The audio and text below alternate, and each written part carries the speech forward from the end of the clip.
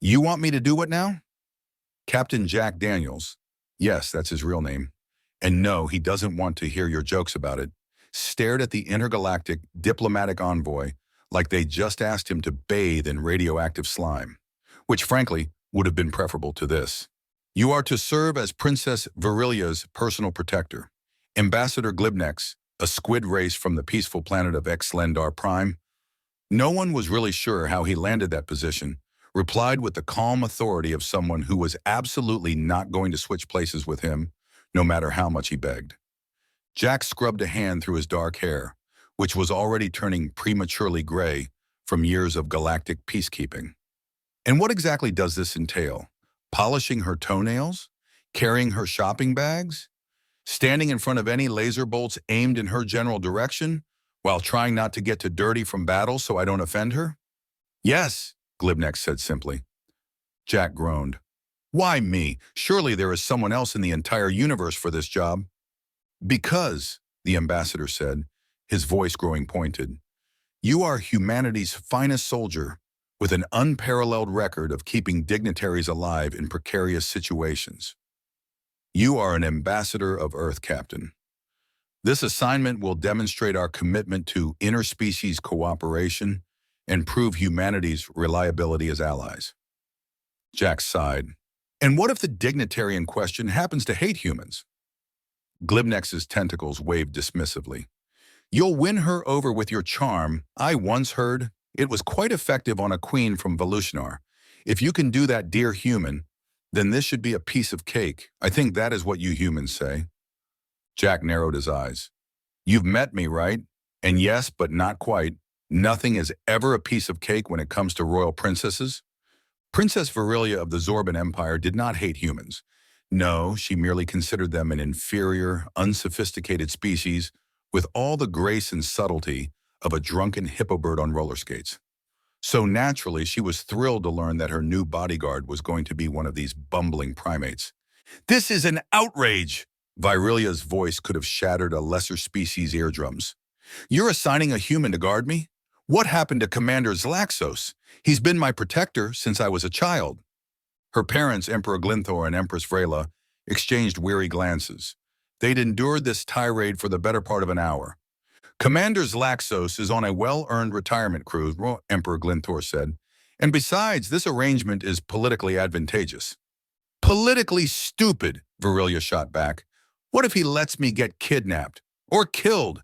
Humans are barely capable of tying their own shoes without creating some sort of catastrophe. Empress Vrela's voice was firm. You'll have Captain Daniels as your protector, and that is final. Now go meet him and at least pretend to be civil. We are trying to build a good bond with these humans. Yes, they are primitive, but highly effective. They are the most underrated species in the universe. So be on your best behavior. Virilia stormed out of the throne room, muttering something unflattering about her parents' sanity. Jack wasn't sure what he'd been expecting when he met the alien princess, but it definitely wasn't a 7-foot-tall, purple-skinned, stunning woman wearing what looked like a dress made of glittering lava. She glared at him with yellow, slit-pupiled eyes. You're my bodyguard? She asked, her tone dripping with disdain. Yes, ma'am, Jack said, offering a hand. Captain Jack Daniels, at your service. She ignored the hand. I've seen rodents with more imposing physiques. Jack smiled tightly. Good thing I'm not here to pose for portraits. The princess rolled her eyes. Don't get in my way, human. Don't get yourself killed, Your Highness. I have a perfect record. Hate to see a smudge on my career. He shot back. And thus began the worst partnership in galactic history. The first assassination attempt came less than 24 hours into Jack's assignment. He'd barely had time to figure out how to pronounce Virilia's last name, Virishk, seriously, who comes up with these? Before he was tackling her to the ground as plasma bolts sizzled through the air. Get off me, she screeched, slapping at his back as he shielded her with his body. You're welcome, he grunted, dragging her behind a barricade. I didn't ask for your help.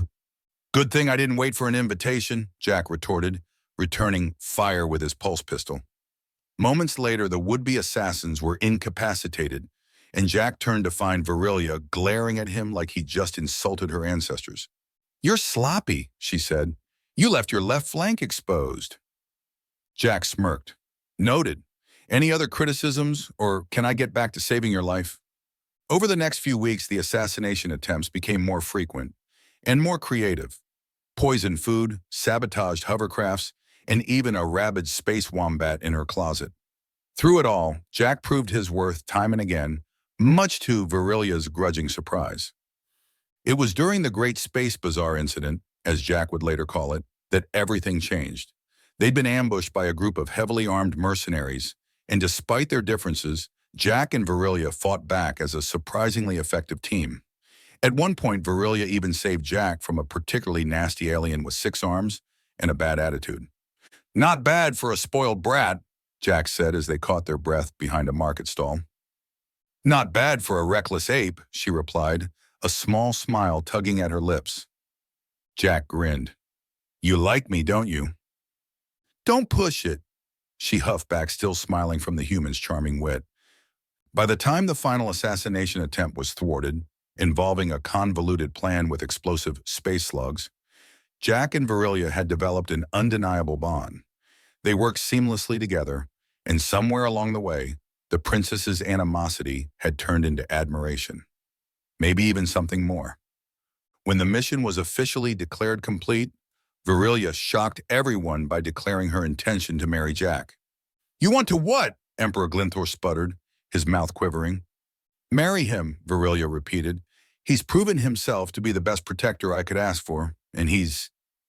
Well, she glanced at Jack, who stood awkwardly nearby. He's not entirely unbearable. He did save my life more times than I can count. High praise, Jack muttered.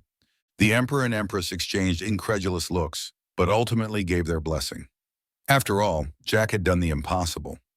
Not only had he kept their daughter alive, but he'd also earned her respect and her heart. Their wedding was the talk of the galaxy, a union that symbolized the strength of interspecies alliances. Of course, married life with a stubborn alien princess came with its own set of challenges, but Jack wouldn't have had it any other way. For the record, he said one evening, as they watched a distant supernova from their balcony, I still think you're a spoiled brat. Virilia smirked, and I still think you're a reckless ape. They kissed, and somewhere in the galaxy, an assassin sighed and crossed Princess Virilia off their hit list for good.